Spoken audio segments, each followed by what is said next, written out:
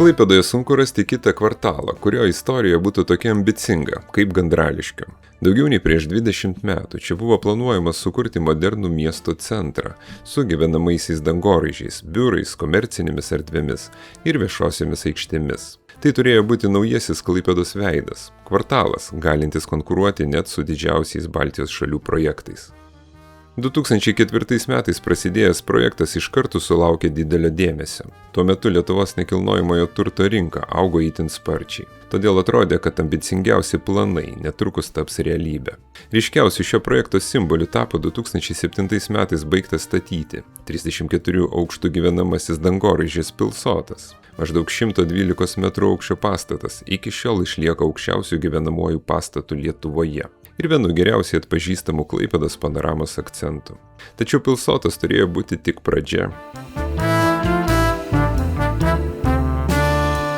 Pirminėje vizijoje buvo numatytas dar įspūdingesnis statinys apie 150 metrų aukščio, maždaug 52 aukštų dangoraižis Kuršas. Jis būtų tapęs aukščiausių pastatų Lietuvoje ir vienu aukščiausių gyvenamųjų bokštų Baltijos šalyse.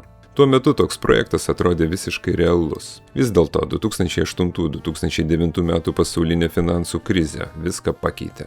Nekilnojamo turto rinka sustojo. Projektą plėtojusi bendrovė bankrutavo, o didelė dalis Gandrališkių teritorijos liko neužstatyta.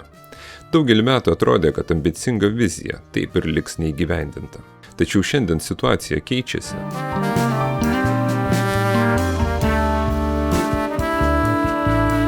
Po beveik 2 dešimtmečių pertraukos paskelbta, kad Gandrališkių plėtra atnaujinama.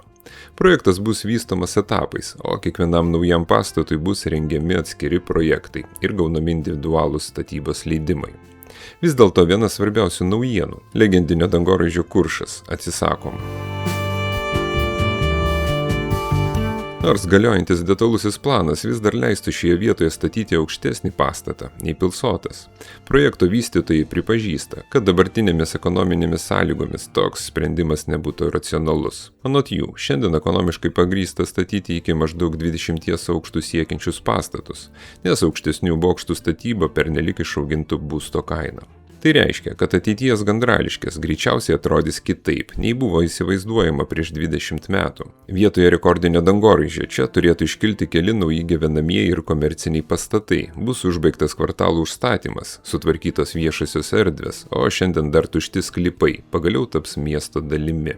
Nors aukščiausia Lietuvos dangoraižio idėja taip ir liks istorijoje, pati Gandrališkių vizija nemirė. Priešingai, ji prisitaiko prie šiandienos realybės. Vietoje rekordų siekiama sukurti ekonomiškai tvarų, šiuolaikiškai ir gyvą miesto kvartalą. O Pilsotas, kuris kadaise turėjo būti tik pirmasis iš kelių dangoraižių, panašu, kad dar ilgai išliks vieninteliu ir ryškiausiu Gandrališkių simboliu bei aukščiausiu gyvenamojų pastatų Lietuvoje. Likite su Klaipėda TV. Nepamirškite savo patiktukų ir kanalo prenumeratos bei komentarų. Taip pat dalinkitės video su draugais.